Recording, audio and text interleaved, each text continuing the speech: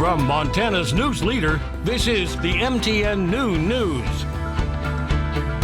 And good afternoon. Thanks for joining us on the Noon News. I'm Andrea Lutz. This afternoon, lawyers are preparing their defense for Donald Trump as his second impeachment trial continues. The House will proceed with its case against Trump on a single charge of incitement of insurrection. Lawmakers presented social media video, police radio calls, and Trump's own Twitter post. And his lawyers will be able to start arguing their side by the end of this week. The cold weather is delaying the recovery mission of two missing Missoula fishermen in Toole County. Authorities believe the men fell through the ice at Marias River. They were reported missing Monday when they didn't return to camp. Tracks led to open water and items were found floating in the water. The undersheriff says the temperature needs to get above zero before recovery efforts can safely begin. All right, and we are going to send it over to Miller Robson because those temperatures, we're still fighting them out there. Ooh, it is crazy, and we actually haven't seen the coldest temperatures yet. We still have that Arctic air digging in there, Andrea. Let's take a look at some of those temperatures around the Horn if we can. Along the High Line, we're at 17 below at Cutbank as well as Havre. So we're at 13 below in Glasgow. Jordan, we're sitting at 11 below, minus 23 in Lewistown, and we've got minus 12 in Billings. That's actual temperatures. These are your wind chills. Very, very dangerous temperatures out there. And we've seen some records fall in terms of our temperatures as well. We'll take a look at that. And when in the world are we going to finally try to warm up and at least get above zero? I'll let you know with that main forecast coming up here in just a bit. Andrea. All right, Miller, thanks so much for an update on that. All right, Montana's statewide mandate for masks is coming to an end on Friday. Governor Greg Gianforte made that announcement while signing a bill to protect Montana businesses from being sued. Gianforte says counties are vaccinating the most vulnerable and local governments can still implement their own mask mandates. New at noon, the governor's signature income tax cut bill had its first hearing this morning. Senate Bill 159 would cut Montana's top state income tax rate from 6.9 to 6.7%. Gianforte says the cut is a first step toward lowering Montana's income taxes gradually to attract business investment in Montana. And opponents say it erodes funding for basic services like education and increases income inequality. There's a federal investigation underway into counterfeit N95 masks. Officials say fake masks were sold in at least 5 states to agencies that depend on masks to keep people safe at work. Investigators say counterfeit masks are getting harder and harder to spot.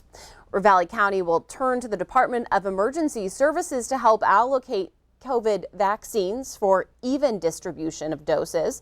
The state will start letting the counties play a more direct role in deciding how to disperse vaccinations. Although available vaccines could fluctuate, officials say the goal is to get the vaccine to as many outlets as possible.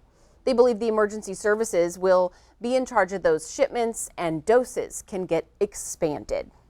A Florida man admits he fraudulently obtained millions of dollars in funds from the Paycheck Protection program. The Justice Department says David Hines made false statements about payroll at several businesses.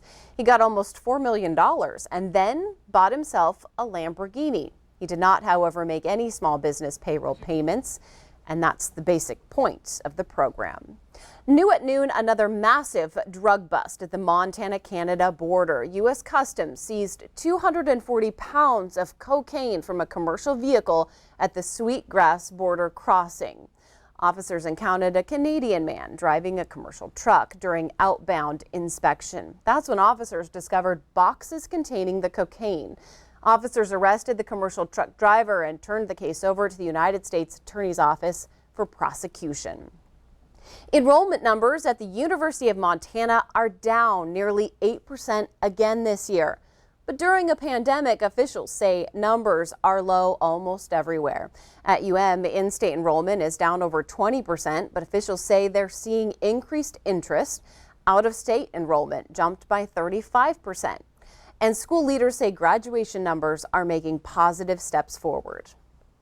We think the University of Montana is the best place in the world to launch a career, to get a high quality education. I, as a University of Montana alum, can speak to that directly. It's the best decision I ever made. Some other positives university officials highlighted: Native American students' enrollment has jumped by 20%. After a 2-week search for a new head coach, Montana State found its guy. MTN's Ashley Washburn caught up with Brent Vegan and has more on his goals for the program. Montana State's new head football coach Brent Vegan made the return trip to Bozeman Tuesday and wasted no time implementing his vision for this upcoming football season, saying he has big plans for taking Bobcat football to new heights. Making the quarters, making the semis is great. That's a part of the ride. But winning the national championship is what we have to be all about. Coach Vegan met with players for the first time Tuesday and used that time to not only introduce himself, but to instill his championship mentality. To attain something, you got to be able to see it. And that's why I wanted to, spell that out day one. Now it's about putting together the plan so come 2021, we can put ourselves in the best position to reach those heights. The now former Wyoming offensive coordinator brings a strong pedigree of success at both the FCS and FBS level to the Bobcats, including 3 national championships while at North Dakota State. With the level of success that he has had in his career, bringing that championship mentality right here to Montana State was something we were looking for in our new leader. Vegan's success in identifying and mentoring young quarterbacks also played a major factor in the hire. It's time for us to take that next step, and I think having quarterbacks as weapons is a huge tool. I've had an opportunity to work with a lot of great quarterbacks through the years. Certainly from a recruiting perspective, there's one side of it. No one, what will we be looking for at the quarterback position?